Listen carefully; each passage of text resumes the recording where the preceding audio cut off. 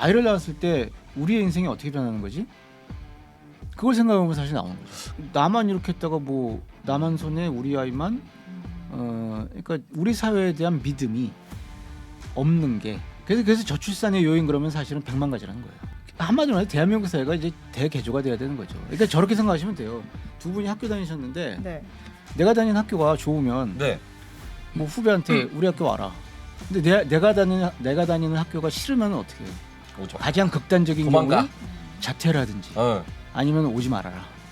그러니까 우리 사회가 이게 그만큼 이 저출산이라는 게 단순히 아이를 낳고 안 낳고 문제가 아니라 그만큼 이제 우리 사회의 총체적인 어떤 그 이제 뭐랄까 현상이 다 압축돼가지고 그 저출산 현상으로 나오는 거 아니겠어요?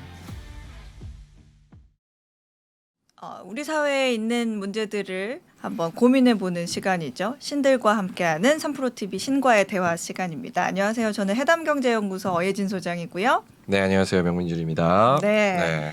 명앵커님 그거 아세요? 2006년에 영국의 옥스퍼드의 한 교수가 네. 앞으로 인구가 점점점 줄어서 소멸할 첫 번째 국가로 우리나라를 꼽았었어요. 인구가 많이 줄고 있다. 네. 그래서 곧 소멸한다. 네. 소멸이라고 뭐 어려워지는 것도 아니고 소멸이라고 그래서 이제 우리나라에서 화들짝 놀라서 그때부터 예산을 막 쏟아붓기 시작합니다. 한 제가 300 좀 더 힘을 써야겠네요. 네. 저출산. 쓰실 의향이 있으십니까? 의향은 있죠. 저는 너무 좋은데 네. 결혼은 하기 싫은데 이제 아기는 갖고 싶은 그런 입장이고. 좀 이상하게 저희 아이를 조금 제 돌봐주시면 좋겠는데. 저출산인데 재를 낳아야죠. 네. 좋습니다. 네. 네. 그래서 약간 오늘 얘기를 들으면서 이게 저출산의 그 원인이 무엇이고 네. 해결 방법이 무엇인가 하면서도 저도 좀 아기도 많이 낳아야겠다 약간 이런 생각도 들 것 같고. 네. 맞습니다. 우리나라에서 정말 예산을 많이 투입함에도 불구하고 출산율이 이렇게까지 낮아지다니 이 부분에 대해서 정말 우리나라뿐만 아니라 전 세계 국가들 고민을 하고 있어요. 맞습니다. 특히 아시아에서. 이런 부분에 대해서 이야기를 좀 나눠보도록 할 텐데요. 오늘 그래서 서울여대 정재훈 사회복지학과 교수님을 모셨습니다. 교수님 어서 오세요. 네, 안녕하세요. 안녕하세요. 네. 네, 저는 사실 저출산 이야기를 해주신다고 그래가지고 네.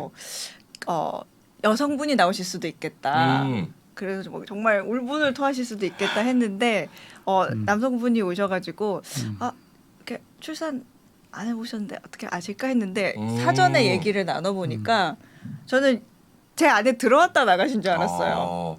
오늘 PPT 자료가 한 30장 넘게 준비가 돼 있던데. 근데 뭐 이것저것 있는데 뭐 편하실 대로 뭐 쓰시면서 사용하시면서 한번 이야기 나눠보도록 하죠. 네. 실제로 아기 엄마 네. 시고 저는 또 싱글이고 비혼주의자고 네. 그래서 밸런스가 잘 맞는 것 같습니다. 그럴 것 같아요. 네. 저는 그리고 실제로 아이가 태어나고 나서부터 이제 올해 8살이 됐는데 초등학교 들어가는데 그 아이를 봐주시는 분의 도움을 한 번도 받아본 적이 없어요. 다 제가 도움 없이 혼자서. 대단하십니다. 대단하시네. 네. 부모님 시부모 찬스만 아니면 친정부모 찬스도 없으셨어요. 정말 돌봐줄 분이 없다. 네. 무슨 이벤트 일정 때문에. 네. 그러면 이제 뭐 그 일회성으로. 그러니까 상시 돌봄이 아니라. 그럼요. 어우, 정말 네, 힘드셨겠다. 아기 한 명? 한 명입니다. 아들? 네. 갑자기 더더군다나 아들이에요. 그래서 글이 점점 밑으로 내려오네. 그래서 오늘 울지도 몰라요. 이렇게 하면서. 네. 네, 그래서 정말 혼자서 아이를 돌보시는 주부의 마음도 이해를 하고 워킹맘의 마음도 일부 이해를 하는 그런 입장이긴 한데 그래서 오늘 저도 할 얘기가 많습니다. 저도 할 얘기 많아요. 애기 낳고 싶은데 네. 약간 사회적인 시선. 네. 혼자 내가 아기를 키우면은 사회에서 어떻게 볼까? 약간 이런 거. 안 좋게 보겠죠. 그러니까요. 그런 것들도 네. 좀 고민이 되고. 무슨 사연이 있었나 이렇게. 현실적인 말씀. 근데 또 어머니들은 그렇게 생각 안 해요. 그러니까 뭐 속사정을 알면 무슨 또 사연이 있나 할 텐데 뭐 학교나 뭐 어디 학원이나 이렇게 아빠랑 같이 오는 아이를 보면 네. 저 아빠 깨어 있네.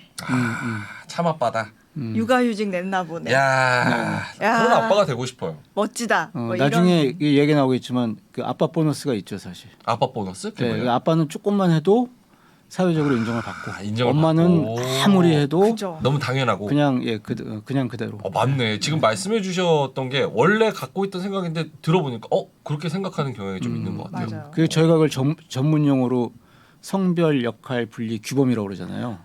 그게 있다 보니까 거기에서 약간 어긋나는 아빠의 행동을 보면서 이제 사회에서 칭찬이 쏟아지는 반면에 어허. 엄마는 아무리 해도 당연하고. 뭐 제 역할을 하는 거죠. 그게 사실 제가 여기서 쌓아왔던. 음. 근데 사실 여자는 아이를 키워야 돼라고 대놓고 얘기하는 사람은 없거든요. 요즘은 그러면 약간 구닥다리처럼 보이니까. 예. 그런데 그리고 도와주는 사람도 있고 음. 그러나 저만 그런지는 모르겠는데 뭔가 육아에 조금 더 책임이 있는 조금 주도를 하는 게 엄마여야 한다는 그 누구도 주지 않는 압박이 좀 있는 것 사회적인 같아요. 관념 뭐 이런 거. 저는 그거를 그렇죠. 좀 느껴요. 그게 이제 성별 역할 분리 규범이라는 거고 네. 이게 제도가 바뀌었어도 우리 머릿속이 함께 바뀌는 거는 수십 년이 걸릴 수밖에 없는 네. 저는 호주에 오래 있었거든요. 네. 12년 있었어요. 생각을 해보면 호주에서는 아빠가 아기 키우던 엄마가 돌보던 그게 그렇게 크게 뭐 관념이란 게 선입견이란 게 별로 없는데 말씀하시는 거 들어보니까 한국에서는 좀 그런 경향이 있는 것 같아요. 아직은 그렇죠. 네. 알겠습니다. 그럼 본격적으로 한번 들어가 볼 텐데 네. 일단은 요 앞에서 영국의 교수가 우리나라 저출산 심각하다. 인구가 줄어서 소멸하는 국가가 있다면 그 1등이 대한민국이다. 이거 맞는 얘기입니까? 뭐 숫자 계산으로 보면 맞을 수도 있겠지만 사회는 생물이다. 살아 움직이는 실체다. 뭐 한반도에서 인구가 사라지는 소멸 현상은 일어나지 않지 않겠느냐. 아유 외국 사람들 와서 살겠죠. 뭐. 그러니까 이민 정책으로 이주도 많이 할 테고 그리고 그러니까 한마디로 말씀드려서 이 저출생이 사실 뭐 그냥 보고 지나갈 수 있는 문제는 아니지만 우리가 이걸 가지고 너무 공포 시나리오를 만드는 건 조금 이제 자제해야 되겠다. 그러니까 위기라면 위기일 수 있는데 이 위기를 기회로 활용해야 되겠다. 예, 그러니까 사람 태어나는 아이 수가 적어지니까 아이들이 귀한 걸 점점 우리 사회가 깨닫고 있잖아요, 사실. 어떤 면에선 그렇죠. 뭐 노키즈존도 있긴 하지만 네. 그래서 어쨌든 이제 뭐 이런저런 사회적 환경이라든 역사적 경험을 봤을 때 뭐 한국 사회가 좀 더 다양해지는 인종적으로나 문화적으로나 다양해지는 변화 이제 기회로 삼을 수가 있지 뭐 너무 그렇게 소멸 여기에 대해서 그 공포스러운 분위기를 조성할 필요는 없을 것 같다는 생각이 듭니다. 근데 제가 그 랭킹을 보니까 네. 작년 같은 경우에는 저출산 그 가장 낮은 국가들 순위를 보니까 이게 맞는지 모르겠는데 1위가 모로코였고 그 다음에 뭐 한국, 사우스코리아 이렇게 쭉 가더라고요. 근데 네. 거기 사우스코리아 그 다음에 일본, 음. 뭐 대만 뭐 이런 네. 식으로 좀 아시아 국가들이 조금 많았던 것 같아요. 네. 근데 아시아 국가에서 유독 그 저출산율이 높은 이유가 있나요? 경제적 수준은 높아졌는데 네. 그에 상응하는 사회적 변화가 일어나지 않았다. 그러니까 이제 그 저희가 이 좀 딱딱한 이야기 될 수도 있겠지만 네.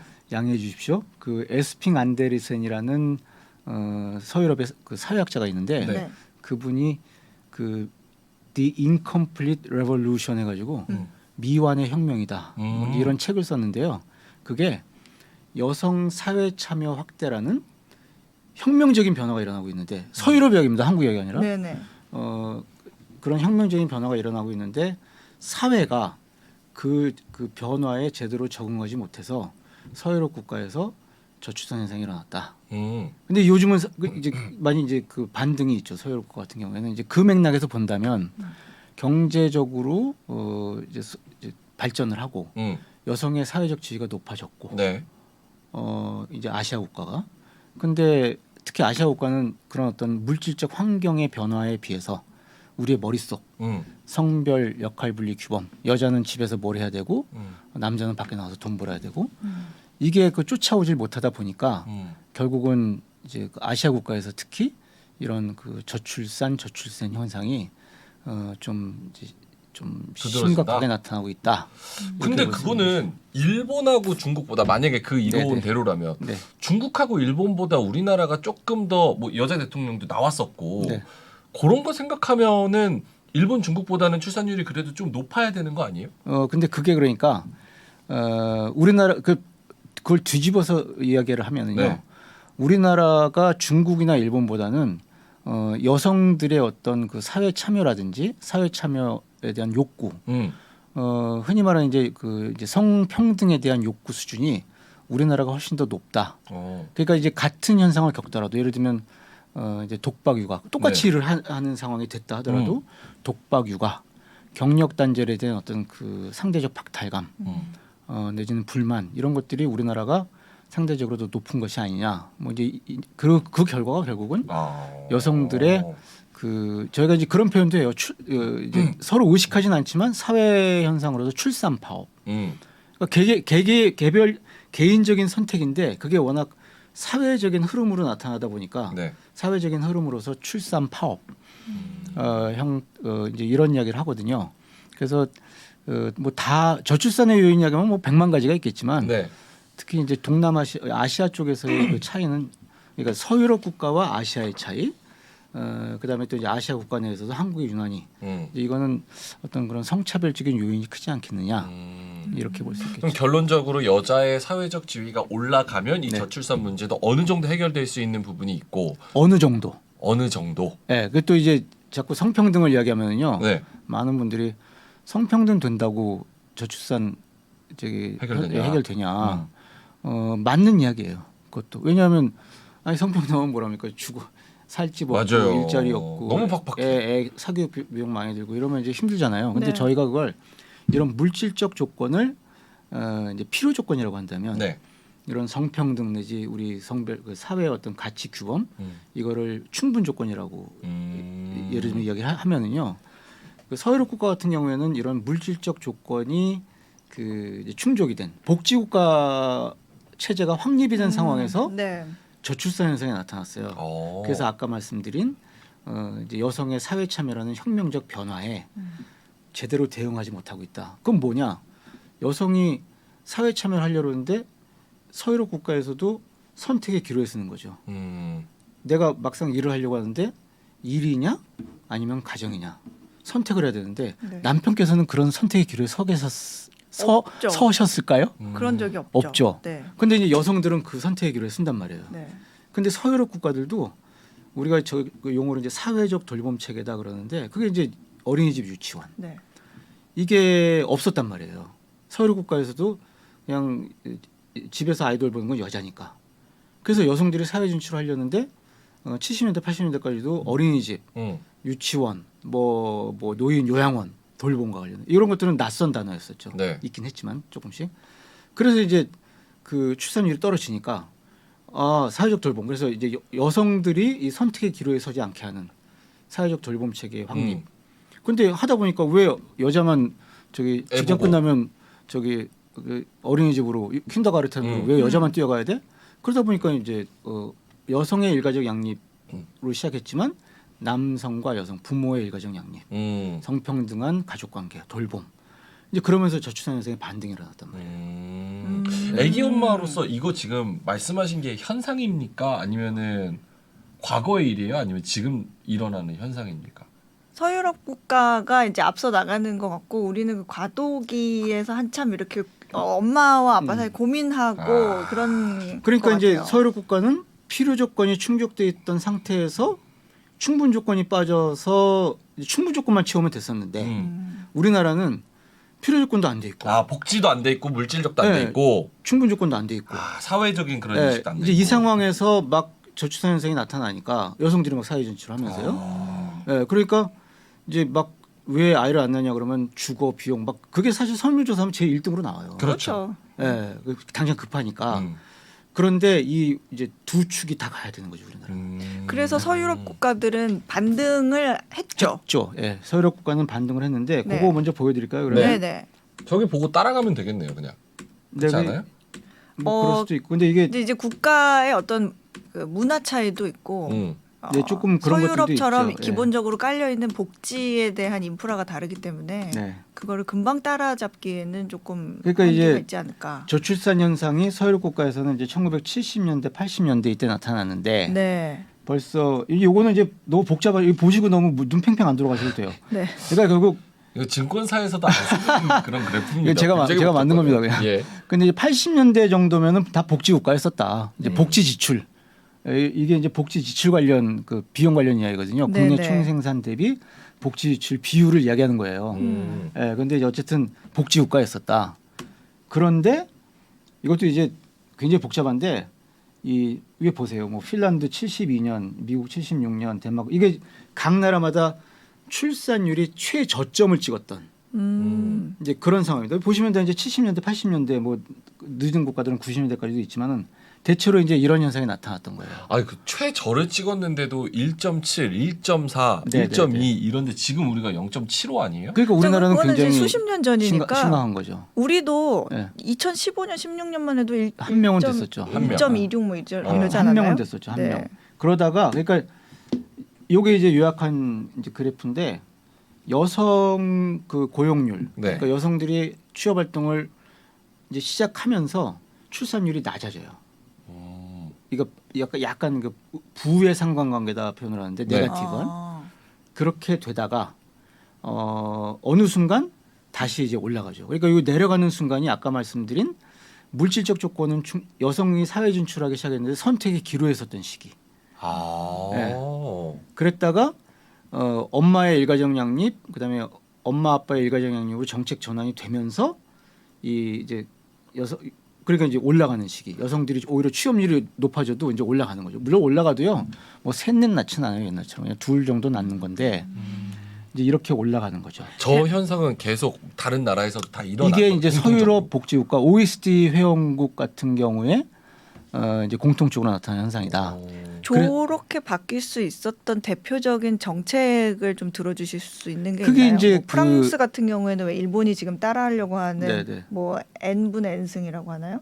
뭐 세제 혜택을 가족 수 늘어나는 만큼 나눠서 그러니까 이제 주겠다. 프랑스는 전통적으로 네. 이거 뭐 저출산 있으나 없으나 그 이제 가족 비용 지원 이게 이제 전통적으로 좀 수준이 높았던 나라고. 네. 그러니까 이제 정책의 전환이 그러니까 이렇게 그래서 이제 이게 이행의 계곡 U자형 형태를 그린다고 그래가지고 네. 내려갔다. 그래서 이제 저는 이제 이행의 계곡이라는 말을 붙였는데 이게 내려가다가 올라가던 시기에 무엇이 있었느냐? 먼저 우리가 말하는 이제 어린이집, 유치원 같은 사회적 돌봄 체계를 많이 만들어요. 물론 어떤 나라는 거기에 더해서 비용 지원을 더 많이 했다든지 그런 게 있겠죠. 네. 이제 그런 걸 먼저 만들어요. 그리고 또 하나 이 노동 시장이 가족 친화 경영. 그래서 엄마의 일가정 양립, 그다음에 이제 아빠의 일가정 양립 그런 식으로 이제 바뀌어요. 예, 육아 뭐해서 아빠만 쓸 수 있는 육아휴직 제도가 늘어난다든지. 그러니까 아빠들로 하여금 돌봄에 참여하라는 메시지를 국가가 던지는 거죠. 그러면서 이제 이게 올라가는 거예요. 그러니까 여기 고용률 상승과 더불어서 여성의 고용률 상승이죠. 이제 그 노동이나 돌봄 영역에서 이제 그 성평등한 상황이 지속이 되면서 이제 올라가는 거예요. 예. 근데 우리나라는 네. 그 계속 떨어지고 있는 거죠. 계속. 그러니까 상황이 뭐가 떨어져요? 그 점선으로 된 게 지금 출산율인 거죠. 출산율이랑 고용률도? 네네 고용률은 올라가죠. 아 고용률은 올라가는데 출산율은 지금 그렇죠. 떨어진다. 고용률은 이제 밑에 그래프잖아요.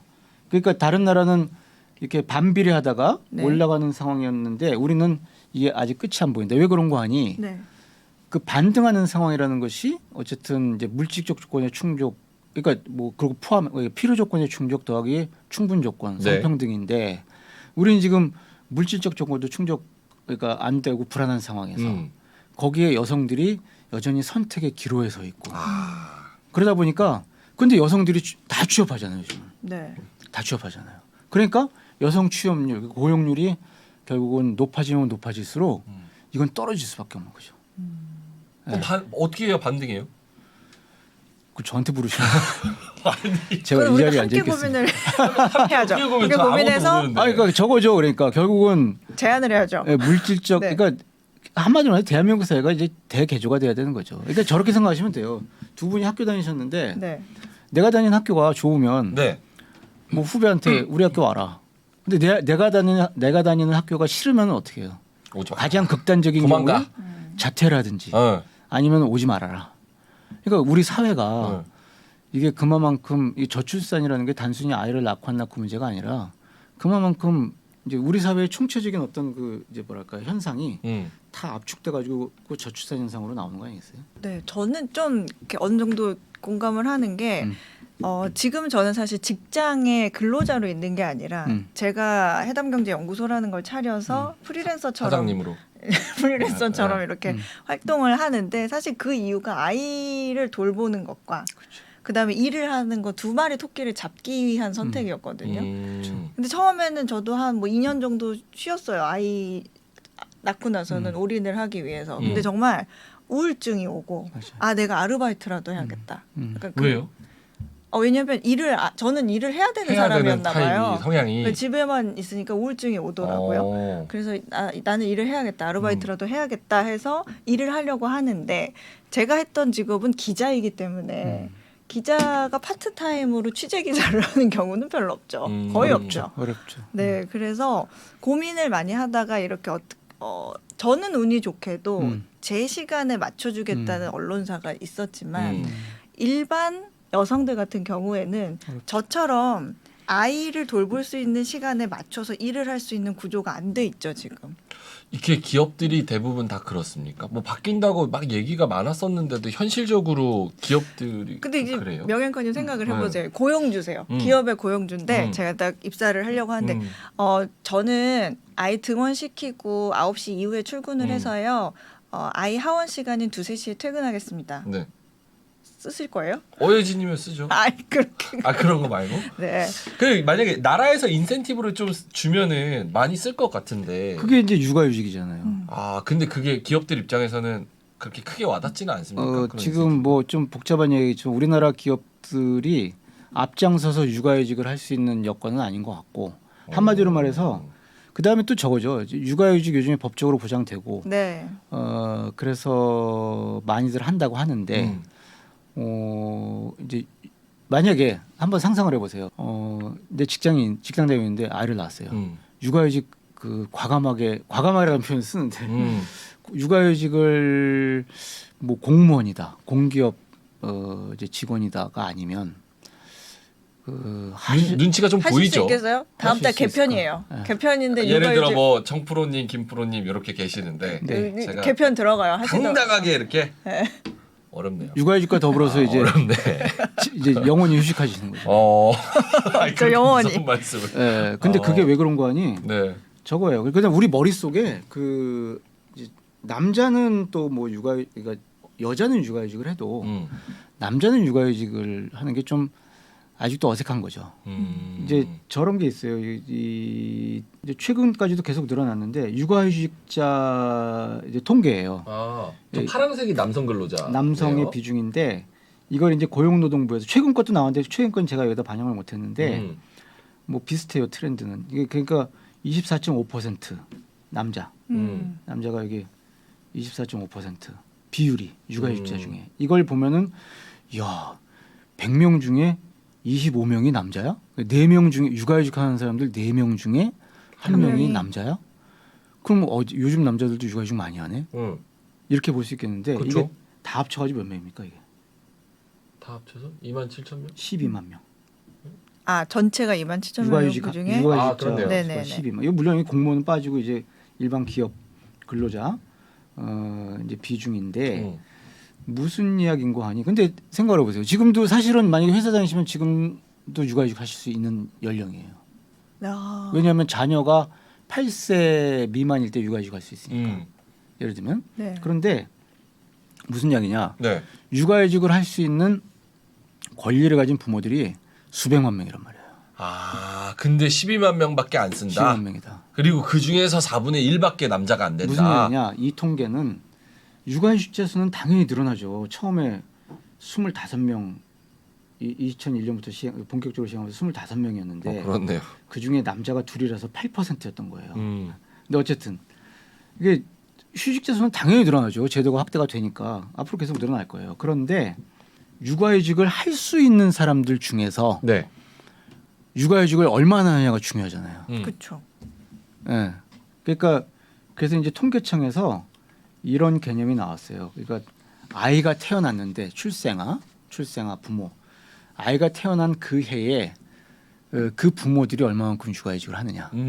예, 그래서 이제 이것도 뭐 통계가 업데이트 최근까지 어쨌든 한 건데 엄마들은 100명 중에 그래도 60명이 육아휴직을 해요. 60% 정도. 근데 이게 뭐 1년 하는 게 아니라 몇 개월 일단 쓰는 거죠. 아빠들은 2명이 안 돼요. 왜요? 왜 안 쓰지? 아까 눈치 보여서. 뭐 여러 가지가 이유가 있죠. 근데 꼭- 딱 저렇게 한번 여쭤볼게요. 세대주 신고 돼 있죠. 네. 세대주가 누구예요? 아빠죠. 아빠죠. 아니었죠. 왜 아빠일까요? 저로 바꾸려고요. 그다음에 바꿔야겠네요. 죄송하지만 네. 그 자녀가 네. 있으신 걸로 알고 있는데 네네. 애 성이 엄마 성인가요, 아빠 성인가요? 맞네. 네. 그것도 그렇네. 아 근데 이제 무슨 양인관이 이제 가장으로서의 아빠.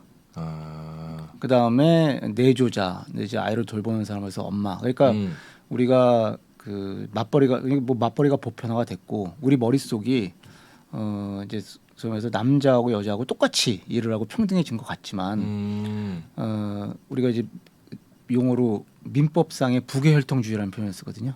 부계혈통주의. 네네 그렇죠. 예, 이게 뭐 말로는 모계제 사회로 바뀌었다.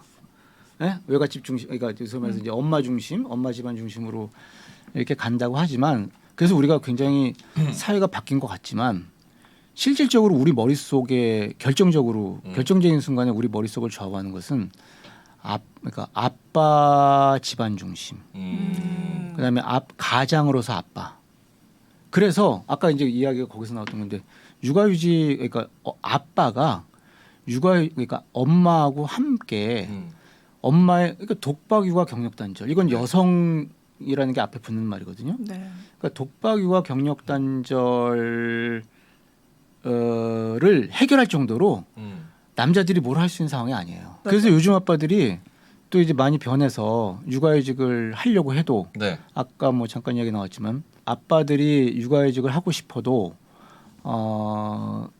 이 직장에 이제 눈치가 보인다든지. 그러니까 지금 직장 그 이제 관리직들은요 육아휴직이라는 거를 경험을 못했고 그거를 그 뭐랄까요 해야 된다 이런 의식이 없이 관리직이 되시면 이거를 승인해주는 조금 어르신 분들이 그분들이 왜 이제 소위 굳이 말하는 이제 그 이제 관리직에 계신 분들은 중장년층들은 네.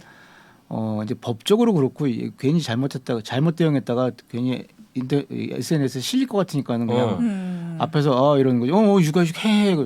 뒤로 돌아서 가지고 야 쟤는 육아휴직 안 된다. 지금 바빠 죽겠는데. 이거 어쨌든 직장의 분위기가 있고 그다음에 또 하나 그 결정적으로 그게 아니다 하더라도요 승진해서 누락될 수 있어요. 그러니까요. 그게 제일 좀 마음에 뭐 그런 걸릴 것 것들도 같아요. 있고 그다음에 실제로 아빠가 육아휴직을 했을 때 소득 감소가 굉장히 커요. 뭐 여러 가지 이유가 있죠. 뭐. 네. 그래서 어쨌든 아빠들이 육아휴직을 하는 것이 굉장히 쉽지가 않다. 어렵다. 아이를 그러니까 양육함에 있어서 둘이 함께 할 수 없는 모두가 이렇게 같이 같이 시간을 네. 투자할 수 없는 환경이기 때문에 그렇다 그런 영향이 있다라는 말씀도 해주셨는데 제가 여기서 궁금한 거는 그 나라에서 생각하는 저출산의 원인은 뭐라고 보고 있고 교수님은 계속 간간히 말씀을 주셨지만 교수님이 생각하시는 원인은 뭐라고 보고 계세요? 저는 이제 주로 제가 만약에 방점을 찍는다면 저는 이제 성차별. 성차별. 그러니까 여성의 독박 육아 경력 단절이 사라지지 않는 이상은 이제 저출산의 문제는 해결될 수가 없다. 네. 만약에 문제라고 한다면 네. 그렇게 볼 수 있고, 근데 이제 아이를 낳고 키우는 이제 필요 조건으로서 물질적 환경, 경제적 수준, 비용의 문제 이걸 이제 필요 조건이라고 한다면 이 필요 조건과 그 다음에 충분 조건으로서 함께 돌보고 함께 키우는 이제 이게 이제 맞춰줘야 되겠죠. 근데 이제 국가 정책적으로 보면은 저출산 고령 사회 기본 계획이라고 들어보셨을 거예요 아마. 네. 네. 그게 이제 2006년부터 6, 7, 8, 9, 10 5개년 계획으로 1차, 그 다음에 2차, 3차, 근데 지금 4차 기본 계획이 진행 중인데요. 요거를 좀 압축적으로 말씀드리면 1, 2차 기본 계획 기간 동안에는 왜 아이를 안 낳지? 결혼한 부부들이 그 이제 맞벌이들이 많은데 아이를 갖다 맡길 곳이 없는 거예요. 그래서 이게 원인이다. 결혼한 사람들이 아이를 이제 맡길 곳이 없다. 근데 이제 정확히 말하면 결혼한 엄마들이 아이를 맡길 곳이 없다. 그게 인식의 바탕이었었죠. 그걸 그럼 원인으로 제가 만약에 싱글인데 지금 애를 뭐 입양하거나 낳는다고 하면 저는 네. 맡길 때가 지금은 이제 지금은 괜찮아졌어요? 상대적으로 많아졌죠. 예. 그래서 이제 1, 2차 기본 계획 그러니까 2006년부터 한 2014, 5년까지는 어린이집 유치원이 굉장히 확대가 됐어요. 특히 어린이집이. 거기에 이제 많은 지원을 한 거죠. 예, 그랬는데도 이게 변함이 별로 없잖아요. 3차 기본 계획을 만들었던 2015년쯤에는 3차 기본 계획쯤에는 왜 출산율이 계속 낮은 거야? 이거는 청년들이 주거 고용 너무 어려니까 결혼한 엄두를 못 낸다. 결국은 낮은 혼인율이 문제다. 예, 이게 좀 바뀌었죠. 네. 결혼한 사람들을 대상으로 결혼한 사람들을 대상으로 한 정책에서 결혼하지 않은 사람들을 대상으로 한 정책으로 바뀌는 거죠. 그래서 청년 고용 주거 지원이 막 늘어나요. 3차 기본 계획에서 2015년 이후에. 그래서 지금도 사실은 그 기조가 유지가 되고 있는 거예요. 그러니까 국가에서 본 저출산의 원인이 뭐냐? 처음에는 그러니까 아이를 갖다 맡길 곳이 없어서. 근데 보니까 뭐 아이를 낳으려면 결혼을 해야 되는데 한국 사회에서는 결혼할 여건이 안 되니까. 그게 이제 3차 기본 계획 이후 지금까지의 어떤 이제 흐름으로 보시면 돼요. 그랬는데 조금 다른 건 3차 기본 계획 그 말미에 지금 4차 기본 계획 세울 때 자꾸 국가에서 낳으라 그런다고 낳냐? 안 낳는다. 그러니까 자꾸 이렇게 출산 장려 이런 거 하지 말고 좀 이제 우리 대중들을 설득하는 그런 식으로 좀 정책 전환을 하자. 그 다음에 이거는 처음으로 성차별에 대한 인식이 이제 들어가요. 요 말미에 4차에 한 발 가고는 있네요. 그래서 4차 기본 계획을 보시면은 거기에 이제 함께 돌보고 함께라는 사회인가? 아니면 온 마을이 같이 키운다 이런 아니, 그 이제 문구 봤던 부부가. 것 같아요. 부부가 마을도 마을도 당연하죠. 봤었던 마을도 것 같아요. 맞지만 그래서 이제 그 돌봄에 있어서 어떤 그 성평등 이게 이제 이제 가미가 되면서 구체적인 정책으로 이제 아빠의 돌봄 참여 확대 이게 이제 정책으로 나오게 되죠. 하지만 이제 큰 줄기는 역시 이제 그 청년들의 어떤 결혼 이제 여기에 맞춰져 있으면서 성평등 요소가 이제 좀 가미가 된 그런 형태로 이제 변화가 돼 있죠. 근데 뭐 우리나라도 그렇지만 뭐 중국만 봐도 네. 결혼은 하지만 아이를 안 낳는 부부들이 너무 많이 늘어나서 그래 딱 저렇게 생각하시면 돼요. 이게 네. 이 방송을 보시는 분들 한번 가만히 생각해 보세요. 과거에는 결혼을 했는데 결혼을 하면 사람의 인생이 바뀌죠. 네. 근데 거기서 또 임신, 출산을 하게 되면 사람의 인생이 바뀌죠. 네. 근데 그때 그러니까 남자의 인생하고 여자의 인생이 바뀌는 양상을 한번 생각해 보세요. 결혼을 했을 때. 그 사실 여성 중심으로 일단 남성들도 좀 힘들어요. 아까 그런 이제 가장으로서 남성 이데올로기가 규범이 남아 있는 이상은 남성들 입장에서도 내가 어쨌든 부양 의무를 갖는다. 네. 그게 싫어서 결혼 안 하고 결국은 아이를 안 낳는 남성들도 많은 거잖아요. 그러니까 이 결혼 이제 아이를 낳는 순간 인생이 남자의 인생은 어떻게 변하고 여자의 인생은 어떻게 변하느냐.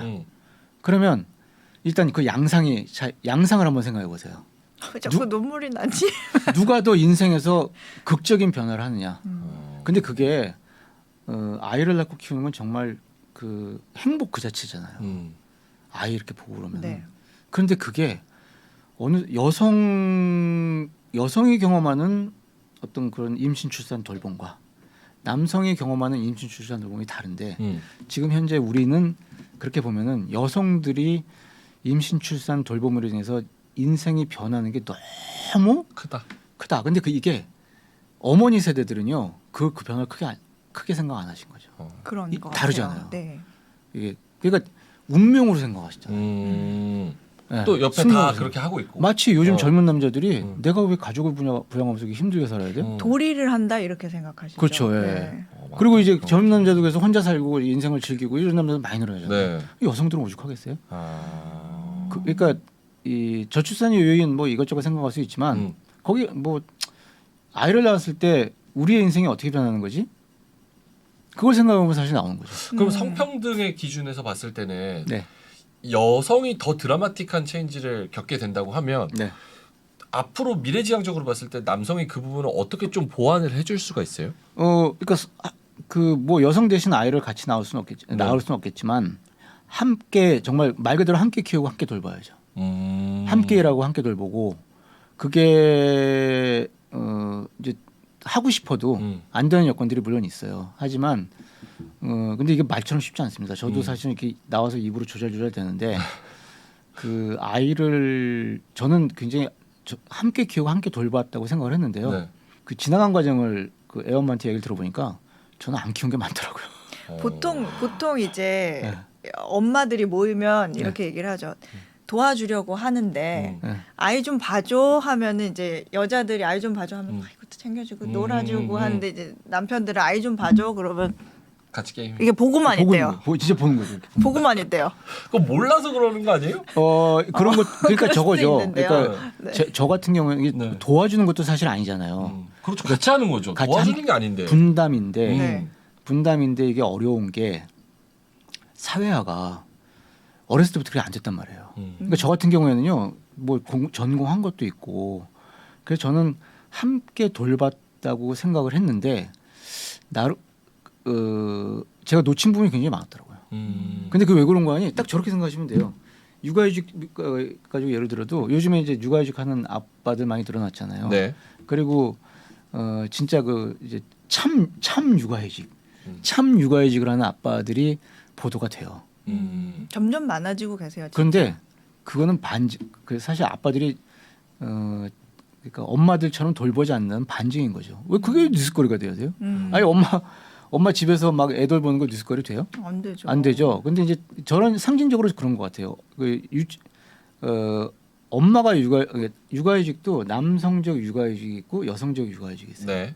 남성적 돌봄이 있고 여성적 돌봄이 있는데 아까 말씀하신 대로 이게 아빠들은요 애 봐라 그러면 이렇게 애를 이렇게 보고 있는 경우가 많아요.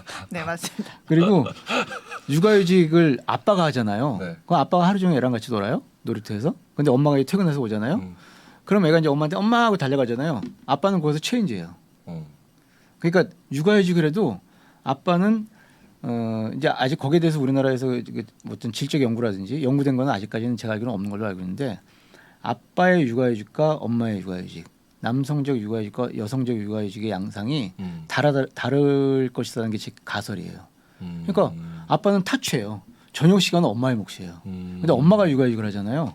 그 아빠가 돌아오잖아요. 물론 애랑 좀 놀아주긴 하지만 여전히 애는 엄마는 육아휴직에 전념을 해요. 돌봄에 전념. 육아휴직을 하더라도 기본적으로 이제 엄마가 한다는 그 인식이 아직도 깔려 있다. 저희가 이제 한마디로 이런 식으로 표현하는데 남성에게 육아휴직은 경력이고 여성에게는 그냥 일상이다. 제가 그런 원인이 뭘까 저도 나름대로 고민을 해보고 주변 사람들하고 얘기를 나눠봤을 때 저는 이런 생각을 해봤거든요. 그러니까 교수님하고 어느 정도 비슷한 부분이 있기는 한데 엄마들이 여성들이 내가 희생을 한다는 생각이 사라지게 만들면 그런 정책을 내놓으면 변화가 있지 않을까? 예를 들어서 나의 인생이 없어진다 아이를 낳으면 그런 생각이 없어지지 않게. 그러니까 제가 지금 일과 육아를 동시에 뭐 완벽하게는 아니지만 누구의 손도 빌리지 않고 할 수 있는 이유는 제가 일하는 일에 저의 직업적 특성도 있습니다만은 제가 일하는 터전에서 저의 육아 시간을 맞춰줘야 되는 거죠. 그렇죠. 맞춰줄 수 있는 거죠. 그렇죠. 저 지금 이 녹화하다가 아이 데리러 가야 되거든요. 저도 좀 이따 가봐야 됩니다. 네. 그러니까 그러면서 내가 희생한다는 생각이 없으면 어떨까? 주변에 물어봤어요. 굳이 끝까지 일을 놓지 않는 이유가 무엇이냐 어머니들께. 첫 번째는 경제력. 경제력 대출도 그쵸. 갚아야 되고 집 이것도 있고 아이를 하나를 낳아서 잘 키우고 싶은 마음이 많거든요. 그러니까 둘이든 셋이든 잘 키우려면 어느 정도의 돈이 네네. 들어가고 그런데 내가 여기서 이제 조금 여유가 생겼다라고 했을 때 하나를 더 낳는다라고 했을 때 다시 일본으로 돌아가는 거예요. 그러면 또 낳으면 또 돈이 들면서 경제가 문제가 그쵸. 되죠. 그다음에 두 번째 중요한 거는 나의 몸이 나의 신체가 또 아이를 낳았을 때 유지될 수 있느냐 건강을. 내가 그 뼈마디와 이런 변화들이 신체적 변화들이 조리를 함으로써 다시 예전만큼 회복될 수 있느냐에 대한 자신감도 없더라고요. 지금 말씀하신 거를 이제 저희가 표현할 때 이제 1인 부양자 모델이라는 표현을 쓰는데 그게 이제 우리가 이제 아빠와 가장으로서 그게 이제 개인 소득자 모델로 바뀐 거죠. 이제는. 그런데 그게 이제 서유럽에서 먼저 일어난 변화인데 그게 아이를 낳는 순간 여성이 개인 소득자에서 전업주부로 경력 단절. 맞습니다. 예, 내지는 소득이 드라마틱하게 감소를 한다든지. 그 다음에 또 중요한 거는요. A가 이제 어느 정도 크고 나서 다시 취업을 하잖아요. 그때는 이제 이런 식으로 말씀드리면 좀 죄송하지만 정규직이었다가 비정규직 취업이에요. 맞습니다. 취업의 질이 확 떨어지기 때문에 이게 숫자로 이제 취업률은 올라갈지 모르지만 이 취업률의 질이 달라지는 거죠. 그래서 예, 맞아요. 어머니들께서 일을 계속 해라. 일을 계속 중단하지 해라라고 말아라. 하시는 말씀이 이때 애 키울 때 열심히 키우고 나중에 다 키우고 나서 내 인생 살아야지 하셨던 분들이 다시 일을 하려고 했을 때 할 수 있는 일이 없는 거예요. 쉽지가 않다. 50, 60대에서 누가 써줍니까? 정규직을. 네, 맞아요. 20년치 경력이 단절돼 있던 사람을. 그래서 이제 그 사회적 돌봄 체계라는 그러니까 저는 어쨌든 아이를 직장을 다니면서 그러니까 일가정 양립을 할 수 있는 그런 이제 어린이집이나 유치원 이런 것들을 많이 만드는 정책을 하는 거고 그것만 가지고는 안 되잖아요. 사실 애를 보통 어린이집에 오래 맡겨도 5시면은 오후 돌봄 네. 하더라도 네. 5시면 찾으러 가야 되는데 4시에 퇴근할 수 있는 직장이 대한민국에 너무 없죠. 사실상 이제 굉장히 드물잖아요. 그래서 이제 그 이제 노동 시간도 부모에 한해서는 좀 예를 들면 애가 한 8살 될 때까지는 그 우리가 벌써 법적으로는 그런 제도가 있어요. 육아기 근로시간 탄력근무 제도 해가지고 쓸 수 있는데 뭐 주 30시간을 한다든지 그게 1년밖에 안 돼요 지금. 그나마 늘어나서. 근데 아예 뭐 육아휴직은 육아휴직이고 당연히 이제 육아휴직은 어쨌든 활용을 해야 되는 거고. 근데 이런 육아기 근로시간 그 이제 탄력근무 제도를 아이가 한 8살 될 때까지는 합의만 보면 직장에서 뭐 엄마 같은 경우에는 주 30시간만 근무한다든지 아빠 같은 경우에 엄마 아빠가 다 그래야 되겠죠. 그러면 이제 애를 4시 5시에 찾으러 갈 수 있는 거예요.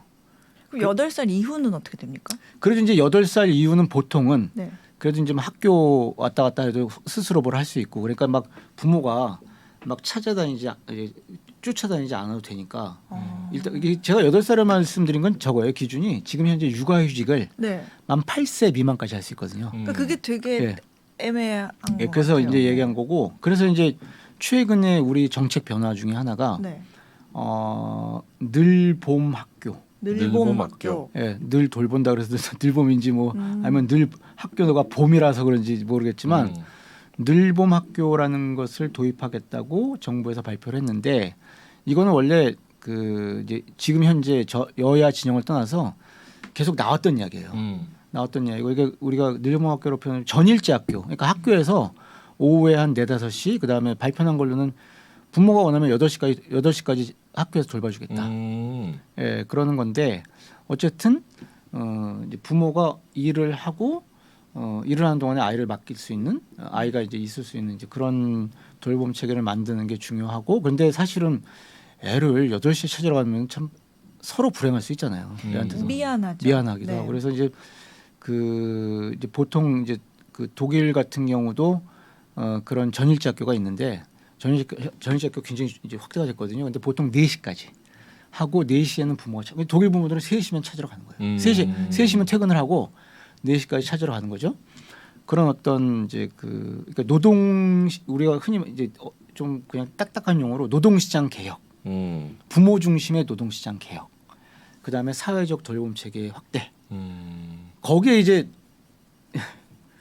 비용 지원이 이제 따라준다면. 근데 이제 비용 지원이 사실 제일 쉬워요. 그런 거는 없습니까? 네. 결국에는 사실 비용은 지원해 줄 수 있는 건데 네네. 사회적인 인식을 바꾸는 게 너무 오랜 그게 시간이 어려운 거죠. 걸리고 예, 예, 쉽지가 않잖아요. 네네네. 근데 그런 인식을 바꾸기 위해서 나라에서 뭔가 노력하고 있는 부분이 있나요? 그러니까 그게 일단 이제 그냥 어쨌든 돈을 지원해주면서 기업들에게 좀 푸시를. 그러니까 이제 육아휴직을 지원하는 내지는 어떻게 보면 그 대기업 같은 경우에는 정부 눈치를 좀 많이 봐요. 정부 눈치를 예, 본다. 정부 그렇죠. 눈치를 좀 본다고요. 그러니까 이제 중소기업은 정부 눈치를 보고 안 보고 할 거 없을 만큼 그냥 힘들죠. 실적에 근데, 싸우니까. 근데 이제 대기업 정도는 그러니까 대기업 사원들이 그래도 이제 그 회사 방침으로 육아휴직을 좀 하는 건 그게 뭐 대기업 관계자도 죄송하지만 대기업에서 깨어 있어서라기보다도 정부 정책에 좀 외교적인 용어로 호응을 해야 된다. 기업이 이제 그런 게 있어요 분위기가. 그러니까 어쨌든 이제 대기업 같은 경우에는 이제 그 어쨌든 정부에서 육아휴직을 할 수 있도록 이제 지원을 해주는 거죠. 그러니까 예를 들면 중소기업 지원은 중소기업 중심으로 지원을 집중적으로 해요. 육아휴직 그 대체 인력 인건비를 지원한다든지. 그래서 이제 그런 것들 하는데 사실은 이거는 이제 사회가 변해야 되는 거죠. 우리의 머릿속이 네. 변하는 거고. 그래서 이제 사회적 뭐 어린이집 유치원 많이 만들어 놓고 또 뭐 늘보학교 많이 만들어 놔도 이 이제 우리 머릿속이 변할 수 있는 이제 변화가 많이 일어나야 되는데 쉽지 않죠. 삼성전자는 어느 사업부가 가장 돈을 많이 벌까요? 여기서 확인해 보세요. 3프로TV 데이터 센터. 말씀을 다 잘 해주셨는데 사실 요거 보는 약간 저 같은 싱글의 젊은 네네. 층들은 네. 물어보면 약간 그런 얘기를 많이 해요. 이렇게 복잡한 문제들 해결책들 뭐 이렇게 얘기가 나오는데 아니 왜 그렇게 머리 아프게 고민을 해? 이게 왜 문제가 돼? 내가 왜 나라가 이런 고민을 하고 있다 그래서 내가 왜 애를 낳아야 되지? 이런 생각을 좀 하는 젊은 층들이 많단 네. 말이에요. 그럼 만약에 저출산이 이렇게 그러니까 출산율이 낮으면 이게 미래 지형적으로 우리 사회에 문제가 됩니까? 그게 와닿지가 않는 것 같아요. 그게 지금은 상황에서는 이제 감론을박을 할 수밖에 없는데 네. 물론 이제 이런 얘기가 나오면 흔히 많이 나오는 얘기가 경제가 활력을 잃는다. 왜냐하면 이제 고령층이 많아지고 그렇죠. 이제 그 청년 인구가 급격히 감소하면서 일할 경제, 사람들. 노동 생산성이 급격히 떨어지고 일할 사람이 없어지니까 네. 그럼 또 당연히 이제 인구 부양 부담이 굉장히 커지는 거죠. 연금 뭐 이런 거. 지금은 예를 들면 이제 저희 같은 취업활동 인구 100명이 노인 유소년 노인 포함해가지고 그 부양 인구라고 피부양 인구라고 네. 표현하는데 40명 100명이 40명 먹어 살리는 구조인데 지금 20대가 이제 노인이 되는 2060년 네. 그때쯤 되면은 그게 100분의 130이 돼요. 부양해야 되는 사람이 130인 거죠. 그렇죠, 그렇죠. 그러니까 인구 부양 부담이 굉장히 이제 커지고 그 다음에 전 국토가 어떻게 보면 이제 개토화될 수 있죠. 그러니까 이제 지역 소멸 위기 이야기도 많이 나오잖아요. 네. 근데 이게 그런 거예요. 그러니까 이거 깨진 유리창 이론이라고 뭐 우리만 잘 살면 되지 하지만 어디가 깨져버리면은 그 이제 연쇄 작용을 이제 일으킬 수 있잖아요. 뭐 그런 것도 있고 당장 뭐 많이 나오는 게 그 뭐 어린이집 유치원 문 닫고 이런 근데 그런 것들은 사실 시장은 내버려두면 어떻게 다시 개편될 수도 있거든요. 뭐 이제 실버 산업이 더 소위 말하는 실버 산업이 더 늘어날 수도 있고 근데 이제 문제는 뭐 예를 들면 뭐 이제 국방력 뭐 절대적인 뭐 이제 그 군인 수의 부족이라든지 이제 각 분야별로 적어도 이제 어느 정도는 사람이 있어야 되는데 이제 사람이 없게 되면서 경제가 활력을 잃고 노동 생산성이 떨어지고 그다음에 사회의 그런 기본적인 인프라가 망가져 버리는 거죠. 그러면은 그거를 회복하기는 굉장히 오랜 시간이 걸리니까 지금 말씀을 들으니까 오히려 더 낳기 싫어졌어요. 왜냐하면 100명이 130명을 부양을 해야 되잖아요. 그러면은 내 지금 옆에 아무도 안 낳는데 나 낳아서 그럼 내 아이가 130명 부양하라는 거야? 약간 이런 생각이 들잖아요. 그래서 드는 생각이 뭐냐면 사회적인 인식부터 바뀌어야겠다. 그러니까 다 같이 낳자라는 인식이 있어야 나도 낳고 옆 사람도 낳고 다 같이 해서 이게 늘어나지. 나 혼자 낳는다 이러면은 이게 오히려 더 부담되는데 약간 인식을 좀 바꿔야겠다 이런 생각 그래서 많이 저거죠. 뭐 사실 이게 인식이 바뀌려면 네. 딱 저거 아니겠어요. 그러니까 내가 내 아이가 나중에 20년 뒤에 어떤 사회에서 자랄까 살고 있을까 내 아이를 그래서 그 생각하면 좀 지금 하는 행동이 좀 신중해질 수 있거든요. 뭐 차도 막 뭐 쓰레기도 덜 버리게 되고. 네네. 그러니까 이 내가 사는 사회에 대한 애착이 있어야 돼요. 그걸 이제 사회학적인 용어로 이제 체계 신뢰다. 체계 시스템, 신뢰, 트러스트, 체계 신뢰다라는 표현을 쓰는데 내가 사는 사회에 대한 어떤 믿음이 있어야 되죠. 그 믿음 안에서 이 이제 다양성이 보장되고 서로의 인생을 존중해주고 그러면은 어쨌든 살기 좋은 뭐 살만하네 싶으면은 뭐 나을 거 아니에요. 낳고 키우고. 그렇죠. 예, 그런데 지금 한국 사회에는 그러니까 나만 손해다라는 게 이게 우리가 나만 손해다라고 생각하는 게 그게 이제 그 사회학적인 용어로 아니 구조가 안 돼 있는데 구조가 안 돼 있다는 건 그 체계에 대한 신뢰가 없다는 얘기거든. 구조가 안 돼 있다고 생각하는 것 자체가. 네네. 그러니까 지금 이러는데 나만 이렇게 했다가 뭐 나만 손해 우리 아이만 그러니까 우리 사회에 대한 믿음이 없는 게 그래서 저출산의 요인 그러면 사실은 100만 가지라는 거예요. 그 시스템 트러스트는 정부가 좀 적극적으로 캠페인이나 정책을 통해서 좀 푸시를 해줘야 되는 부분인가요? 이게 캠페인으로 될 일은 아니지 않겠습니까? 그러니까 이제 한국 사회가 바뀌어야 되는 거죠. 그야말로 그러니까 이제 정책도 바뀌어야 되는 거 당연히. 그래서 지금보다는 좀 더 아빠들이 엄마들이 육아휴직을 뭐 편하게 할 수 있다라든지 아이를 낳았으면 그래도 직장에서 뭐 아이가 한 8, 9살 됐을 때까지는 주 30시간 근무해도 정규직으로 주 30시간 근무해도 눈치 안 보고 살 수 있고 그 아이 낳았기 때문에 아파트라도 하나 더 결혼했기 때문이 아니라 청첩장을 냈기 때문에 서류를 냈기 때문이 아니라 네.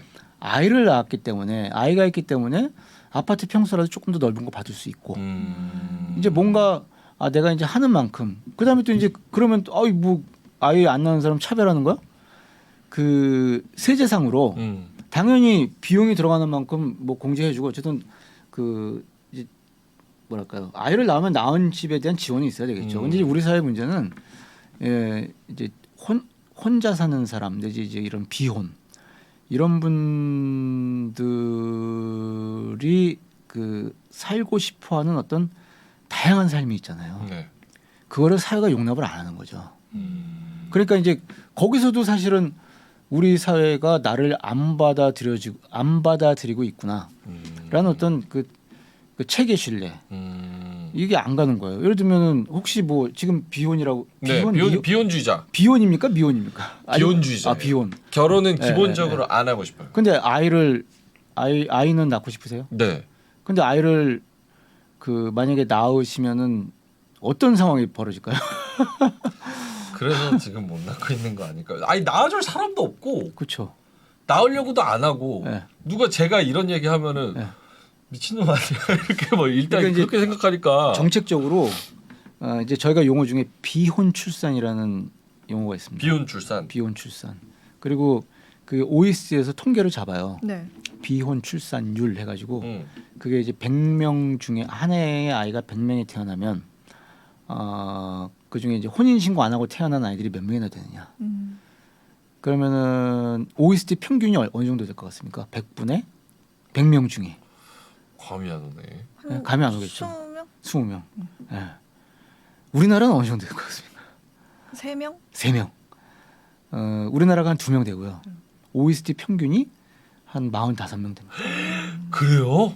그러면서 이 어르신들이 즐겨 들으시는 얘가 우리도 프랑스처럼 출산율 2명은 돼야 될 것 같고 어쩌죠 좀 말씀하세요. 그 프랑스가 100명 중에 네.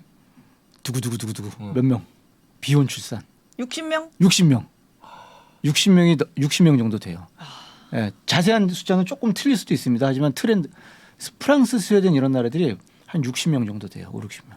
OECD 평균이 45명이니까. 그 디테일은 뭐예요? 두 분이서 연인 사귀는 건데 네. 결혼은 안 했고 그냥 사랑하니까 우리가 흔히 말하는 식으로 동거에서 낳았든지 네. 아니면 너랑 나랑 이렇게 사귀는데 남자애가 마음은 뭐 어쩌다 애가 생겼어요. 근데 뭐 내가 알아서 키울게. 내지는 남자도가 뜨악해서 떠난 경우도 있고 네네네. 옛날에 제 친구 보면 독일에서 유학할 때 그런 친구도 있었는데 그 어쨌든 여러 가지 있지만 동거 내지 그 이제 혼자 낳는 거죠. 우리가 말하는 이제 미혼모가 많죠. 그래도 잘 키울 수 있는 환경인가 보죠.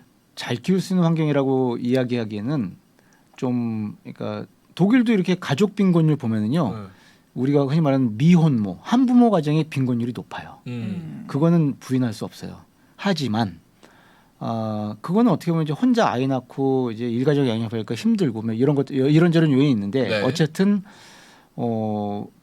사람의 인생을 자연스럽게 받아들이는 거죠. 그러니까 남자 여자 만났어요. 연애들 많이 해보셨을 거 아니에요. 네. 저도 생각하면 둘이서 이렇게 왔다 갔다 하다가 뭐 밤에 헤어지기 싫고 우리 막 우리 같이 살까? 같이 사는 거죠 뭐. 그냥 상남자시네요. 아니요, 그러니까 분위기가 교수님 말씀하시. 너무 몰입했어. 몰입했어. 너무 몰입했어 지금. 저도 예. 제 개인적인 이야기 멘트가 너무 녹이고 있어서 제가 착각했잖아요. 제가 독일 유학 경험을 바탕으로. 독일 또. 근데 독일이 그 중에서 독일은 비혼 출산 비율이 유럽에서 OECD 평균 이하입니다. 100명 중에 한 35명, 30명 수준이에요. 아니 거긴 붙어 있는데 또 달라요? 예, 이게 좀 다르죠. 이건 여담인데요. 뭐 나중에 잘리시더라도 독일에서 옷을 S를 사면은요, 제가 팔이 안 맞아요. 이렇게 길어요. 근데 커서. 바로 옆에 제가 그 프랑스랑 차로 가면 한 40, 그러니까 룩셈부르크 프랑스 그 게르만 민족하고 라틴 민족에 사는 그 경계 거기 도시 공부인데 그 차로 한 20분만 가서 그 S를 사잖아요. 그럼 맞아요. 다양합니다. 다양성 이야기하려고 이제 이야기를 한 건데 진짜 다양하다. 무슨 얘기냐? 네. 뭐 살다가 뭐 그래 그럼 같이 살지. 뭐 사귀다가 같이 살지. 살다가 뭐 그냥 헤어지기도 하고 뭐 그냥 쭉 살기도 하고. 근데 아이가 나오게 되잖아요. 그럼 아이를 낳아요. 물론 본인들이 이제 논의해가지고 이제 낳겠죠. 그렇죠. 그렇게 해서 이제 우리가 흔히 말하는 동거 내지는 이제 혼자 어쨌든 아이를 낳아요. 나오면은 뭐 혼인 여부와 상관없이 아이를 낳았다는 이유만으로 각종 지원이 들어가죠. 예를 들면 우리나라 같은 경우에 신혼부부 행복주택 있잖아요. 네.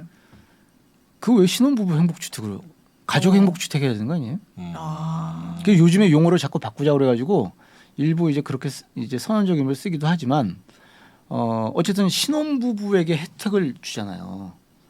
근데 이제 독일이나 프랑스 이런 나라들은 아이를 낳아서 키우는 특히 이제 미성년 자녀를 낳아서 키우는 부모들이 그런 공공임대주택 신청을 하면은 네. 먼저 준단 말이에요. 맞네 지금 생각. 아이 중심 지원. 그래서 어쨌든 아이 중심 지원을 하는 거예요. 네. 그리고 네가 혼인 신고를 하고 나왔든 안 하고 나왔든 뭐 어쨌든 아이 중심 지원을 한다는 건 무슨 이야기예요? 그냥 그 사람의 삶을 있는 그대로 받아들이는 거예요. 그 프랑스 분들은 결혼을 안 했는데 네. 아이를 낳는다는 그 자신감의 근거는 뭐예요? 그냥 내가 애 가졌어? 그럼 상의해서 낳지. 이거는 나라가 키워주기 때문에 나는 그거를 복지를 믿는 겁니까? 아니면 프랑스하고 독일이 좀 결이 좀 다르긴 한데 네. 어쨌든 이 돌봄 비용, 그러니까 뭐 아동 수당이라든지 그런 현금 지원들이 네. 어쨌든 많이 있고 나오니까. 그 다음에 일단 기본적으로 의료비, 교육비 이런 것들이 안 들어가고 아이가 성장해서 중고등학생이 되고 심지어 대학을 간다 하더라도 그런 비용 걱정을 안 하잖아요. 안 하는 시스템. 그러니까 무상 교육에 있어서 무상. 대학교 같은 거 유럽 대륙 영국은 등록금이 있어요. 근데 이제 유럽 대륙 국가들은 대부분의 경우에 네덜란드 정도 빼면은 기본적으로 등록금이 없습니다. 갑자기 이런 질문이 들어요. 그러니까 뭐 프랑스나 뭐 다른 유럽의 뭐 선진국들은 뭐 그런 상황일 수 있는데 지금 인구 통계적으로 보면 인도, 아프리카에서 출산율이 너무 많아요. 맞아요. 그래서 한 2080년 조금 몇십 년이 흐르면 인구가 가장 많이 증가하고 인구를 선도할 나라들이 모여 있는 곳은 아프리카 대륙이거든요. 맞아요. 거기는 그런 인프라 시설이 막 복지나 이런 게 아주 탄탄하지도 않을 텐데 갑자기 거기는 왜 이렇게 애를 많이 낳지라는 생각이 문득 들어요. 그러니까 뭐 아이를 사실 많이 낳는 건 네. 일단은 경제 발전 수준이랑 연관이 돼 있죠. 우리나라도 그러니까 70년대까지는 뭐 그렇죠. 한 엄청 네다섯 명 나왔으니까. 나왔잖아요. 물론 이스라엘 이런 나라들은 지정학적인 특성상 네. 지리 정치학적인 특성상 출산율 굉장히 높죠. 그 다음에 OECD 회원국 중에 멕시코 같은 나라들도 종교 요인 뭐 특히 그래서 이제 또 높고 근데 대체로 경제가 발전을 하고 소득 수준이 높아지면은 이제 출산율은 떨어지는 상황이고 근데 이제 저건 있어요. 그러니까 우리가 저출산 그러는데 지구 전체적인 차원에서 보면은 저출산의 문제가 아니죠. 그런 건 그렇습니다. 네, 그래서 이제 유럽 국가들 같은 경우에는 사실은 아까 저희가 이제 그 영국의 어떤 학자가 인구 소멸, 한국의 인구 소멸 첫 번째 국가가 될 것이다라고 했을 때 제가 생각하기에 뭐 또 외국에서 오겠지. 이제 물론 우리나라는 사실상 섬나라잖아요. 그래서 유럽처럼 인구 이동이 활발하진 않아요. 하지만 전 세계적으로 봤을 때는 이제 활발한 인구 이동. 그래서 이제 저출생 대응이 한국 사회를 기준으로 해서 이런 그 필요 조건으로서의 물질적 환경, 그다음에 이제 충분 조건으로서 어떤 함께 돌보고 함께 키우는 어떤 부모의 일가정 양립, 성평등, 이 사회적 조건을 만들도록 노력을 하는과 동시에 우리가 굉장히 다양성을 받아들이는 이제 이런 사회로 바뀌어야 되는 말로만 다문화 그러는데 우리는 사실 다문화가 차별적인 용어지. 아직까지는 그렇죠. 예, 그 이제 다양성을 받아들이는 이제 그런 유럽 대륙이 그런 식으로 이제 사실은 지금까지 유지가 되고 있는 거죠. 뭐 미국 마찬가지고 미국이나 서유럽 대륙도 보면 미국 같은 경우에도 우리가 흔히 생각하는 백인 중산층 기준으로 따지면은 아이를 안 낳는 건데 이 이제 히스파닉 이제 다양한 인종들이 이주해 오면서 그렇죠. 이제 인구가 유지가 되는 거고 독일 같은 경우도 지금 인구가 8천만 명인데요. 2차 세계대전 이후에 출산율을 만약에 그대로 이주 요인 없이 하면은 지금 한 6천만 명 돼야 돼요. 근데 계속 이제 이제 난민으로 왔든 뭘로 왔든 막 노동인민으로 왔든 이 이주 배경 인구들이 유입이 되면서 그래서 독일만 하더라도 인구 8천만 명 중에 저희가 보통 2천만 명이 이주 배경 인구다. 그럼 4명 중에 1명이에요. 근데 우리나라는 사실 뭐 외국인들 5천만 명 중에 한 400만 명 와 있는데 아직 멀었죠 사실. 어쨌든 다양성을 좀 네. 받아들여야 그 인종적 다양성뿐만 아니라 쟤가 동거했어? 혼자 애 낳았어? 그럴 수 있지. 대신 이제 사회가 지원을 해줘야 되겠죠. 그렇죠. 우리와 조금 비슷한 상황에 있는 주변 나라들 중에서 네. 이 나라는 그래도 조금 잘 대처를 하려고 애를 많이 쓰고 있네. 우리가 좀 참고할 만하네라고 하는 나라가 있을까요? 저는 이제 독일 연구하는 사람 입장에서 뭐 인종은 다르지만 독일을 이렇게 보면은 독일이 그 이제 저출생에 대응하는 양상이 우리나라랑 비슷했던 거예요. 첫 번째, 아이는 여자가 키우는 거다. 그래서 이 사회적 돌봄 체계, 어린이집 유치원을 만드는데 다른 서유럽 국가보다 늦었어요. 대응이 늦었고 대신 집에서 아이를 키우는 비용 중심 지원을 했어요. 돈을 많이 준 거예요. 양육수당, 아동수당 이런 것들을. 근데 그렇게 되면은요, 저희가 이걸 조금 전공 용어로 급여의 소득 대체율이다. 이렇게 하는데 급여 주는 돈들 있잖아요. 국가에서 그게 소득을 대신하는 비율. 그러니까 예를 들면 한 달에 150만 원 받는 여성이 특히 엄마들이 많이 그래요. 엄마가 나가서 일하면 마트에서 계산기 뚫고 150만 원 받는데 네. 국가에서 국가에서 주는 아동수당이랑 뭐랑 합쳐서 100만 원 된다. 그러면은 일 나갈 유인이 없는 거죠. 그렇죠. 그리고 이제 주말에 이제 몰래 바이트 해가지고 뭐 식당에서 가서 설거지 해주고 뭐 세금 안 떼는 캐시로 받고. 이렇게 몰래 받고 바이트. 그러면 뭐 오히려 150, 200 받고 그런 거 이거 많이 있거든요. 사실 저도 많이 받고 또 그래서 그러니까 이제 저소득층에게는 급여의 소득 대체 효과가 높은 저소득층에게는 이 정책이 먹히는 거예요. 근데 대다수 중산층 여성들은요 그 돈 준다고 직장을 포기하고 그러니까 취업이 없고 그러니까 직장으로 나가려는 발길을 멈추질 않아요. 그러니까 오랫동안 저출산 현상이 지속됐던 거예요. 그걸 좀 빨리 대응한 나라들이 이제 스웨덴이나 이제 이런 나라들이 대응을 했고, 뭐 프랑스 이런 나라들이 대응을 했고, 독일이 그래서 이제 90년대 2000 다른 나라보다 한 1-20년 늦어가지고 이제 어린이집 킨더가르텐이죠 독일은 네. 이제 사회적 돌봄 체계를 만들고 확대하고 그러니까 그나마 이제 있었어도 초등학교도 그렇고 뭐 킨더가르텐도 그렇고 12시면 애들이 끝나서 집에 왔거든요. 네. 반일제. 근데 그거를 이제 전일제로 바꾸는 오후 돌봄. 이제 그런 대응을 했고 그러면서 또 엄마도 나가서 돈 버는 존재다.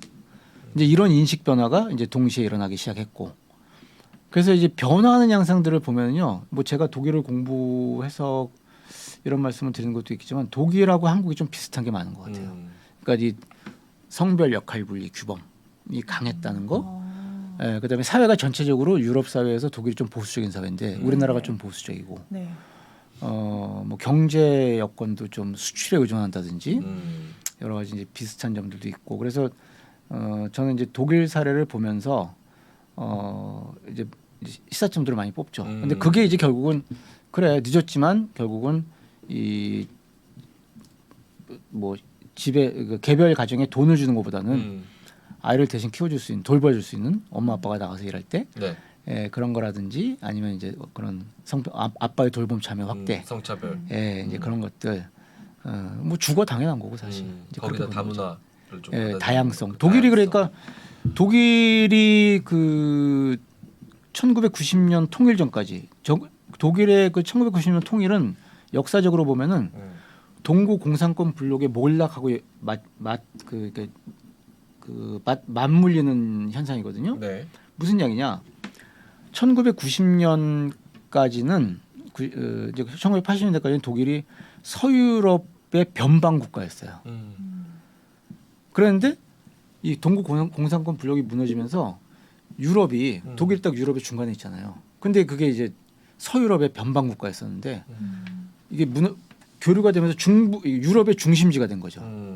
그러면서 이 인종적 다양성에 대한 내지는 문화적 다양성에 대한 쇼크를 받기 시작하면서 우리가 그 다문화하는 게 우리나라도 1990년대부터 쓰기 시작했는데 독일에서 그 인터쿨투럴레 게젤샤프트 해가지고 다문화라 사회라는 표현을 비슷한 시기에 썼어요. 이게 다문화를 받아들이는 충격. 이것도 이제 우리나라랑 이제 배경이 좀 비슷한 것 같고 대신 이제 우리나라보다는 빠르죠. 아무래도 너무 워낙 많이 몰려 들어오니까 급격한 변화가 아니라 우리나라는 아직 그런 급격한 변화는 없는 것 같고. 독일 케이스를 좀 보면은 우리나라가 좀 벤치마킹 할 수 있는 게 좀. 네, 근데 이제 뭐 여러 나라하고 벤치마킹 뭐 하는 거 자체도 중요하지만 그냥 그 우리 입장에서 야 도대체 내가 지금 이렇게 살아가고 있는데 왜 불안한 거지? 내지는 왜 내가 우리 사회에 신뢰를 못 갖는 거지? 이제 이런 걸 생각하기 시작하면 정말 성찰적으로 생각하기 시작하면은 네. 뭔가 좀 해답을 찾을 수 있지 않을까요? 사실 이 성차별에 대한 우리 사회 인식을 바꾼다라고 했을 때 모두가 공감할 수 있으나 그거를 사회 전체가 작정하고 노력하려는 뭔가 정책으로 만들기에는 조금 뭔가 이거를 어떻게 한 문장의 정책으로 만들지 하는 좀 저는 애매할 수도 있다는 생각이 들거든요. 혹시 그럼요. 그래서 네. 교수님께서 네. 그런 부분 그렇게 생각하시는 주요 원인에 네. 대한 부분을 정책으로 좀 만약에 제안을 하신다, 네네. 아이디어를 주신다 네네네. 하면 뭐 마지막 질문으로 어떤 식으로 조금 풀어서 네. 해볼 수 있을까? 네. 그 사실 지금은 대중적 공감대를 형성하기 어려울 수도 있겠지만 네. 저는 일단 우리의 머리를 바꾸는 어떤 정책적인 변화. 네. 그러니까 이제 함께 따라야 되겠다. 내지는 우선 있어야 되겠다. 그 문제 제기 차원에서 던집니다. 민법상의 부계 혈통주의의 변화. 호주제가 그래서 2005년도에 폐지가 됐잖아요. 네. 근데 이 꼼꼼히 들여다보면은 어쨌든 우리 머릿속에 너무나 자연스럽게 주민센터 가가지고 세대주 신고할 때 그냥 아빠 이름 쓰는 게 이제 당연한 이제 그거 당연하게 만드는 제도적인 요인들이 있어요. 그거를 한마디로 표현했을 때 민법에 많이 녹아 있는 부계혈통주의. 근데 이게요 말이 이렇게 여기서 하기 쉬워서 그렇지 이거 한번 하자 그러면요 굉장히 싫어하시는 분들이 사실 많으실 거예요. 왜요? 낯설잖아요 첫 번째. 아, 그 다음에 이게 인륜에 어긋나는 것 같고 그래요? 제가 너무 젊은. 족보가 사라질 수도 있는 문제예요 이게. 근데 모르겠네. 제가 좀 뭐 네. 아웃사이더인지 모르겠는데 네.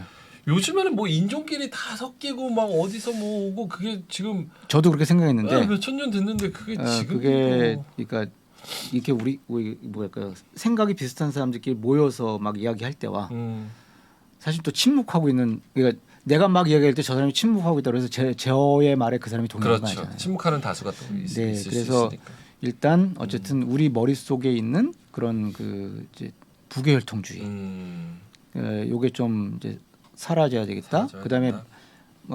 이제 여성 사회 참여 확대라는 혁명적 변화가 일어나고 있는데 이 혁명적 변화에 사회가 대응할 수 있는 어떤 정책적인 변화. 그게 결국은 아빠가 함께 돌볼 수 있는 그런 이제 그 정책적 지원. 예. 그리고 거기에는 이제 노동 시간 단축도 들어가서 부모의 노동 시간 단축도 들어갈 수 있고, 그다음에 이제 비용 지원도 들어갈 수 있고, 사회적 돌봄 체계 확대에 들어갈 수 있고, 당장 아주 현안으로는 이제 초등 6학년까지 발표했잖아요. 늘봄학교. 네. 초등 6학년까지는 오후에 해주겠다. 뭐 그거 부터 시작해. 그거. 그다음에 뭐 사실 뭐 집값도 잡아야 되는 거고.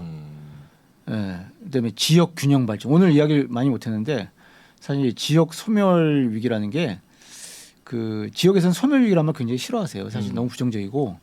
그 이제 지역 어쨌든 지역 균형 발전이라고 하죠. 네. 지역 균형 발전 뭐 너무 상투적인 얘기 같지만 지역 균형 발전 이런 것도 굉장히 사실 크죠. 예. 뭐 많습니다. 진짜 100만 가지를 들 수 있을 네. 것 같은데 여러 가지 뭐 사회적인 인식, 경제적인 여건 네. 그리고 정책적으로 네. 실제로 적용될 수 있는 부분 여러 가지 다방면으로 좀 노력을 해서 네. 저출산을 좀 타개를 해야 된다. 네. 아마 이 방송을 보시는 워킹맘들은 화이팅이고 파이팅입니다, 진짜. 아니, 네. 아빠들도 화이팅. 그리고 또 이 방송을 보시는 워킹 데디 그런 아버님들은 또 같이 화이팅이고 네. 저 같은 혹시나 좀 내가 소홀했다. 저 그러면- 같은 싱글남들은 파이팅 안 합니까? 이제 순서 있어요. 기다려보세요. 왜 후순이에요 또? 그러면 네. 여보 내가 뭐 도와줄 거 없어. 네. 아니면 조금 이제 마음을 우리가 바꿔가야 되는 상황이라는 거. 그리고 우리 싱글 여성들도 사실 내 인생을 사는 건 굉장히 중요하거든요. 근데 또 아이를 낳으면 혼자 살 때와는 다른 또 절대 느낄 수 없는 행복이 그럼요. 있습니다. 그럼요. 네. 그리고 기업들도 이제 육아휴직 남성들이 쓸 때도 눈치 주지 마세요, 눈치 주지 부장님. 마시고 네. 요거 혹시 보시면은 네네. 그런 그렇게 사회가 하는? 좀 돼야 될 것 같습니다. 네. 네. 오늘 사실 이게 뭐 말은 쉽게 했지만 진짜 쉽게 이루어질 수 없는 문제이지만 네. 우리가 다 같이 또 계속 네. 공론화시키고 문제 해결해 나가고 이러면은 또 해결될 수 있지 않을까 이런 네. 기대를 해봅니다. 네, 오늘 좋은 말씀 너무 많이 들었는데 또 못 들은 내용들이 너무 많을 것 같아서 다음에 또 기회가 되면 네. 또 나와주셔서 한 말씀 더 해주셨으면 좋습니다. 좋겠어요. 네네. 네.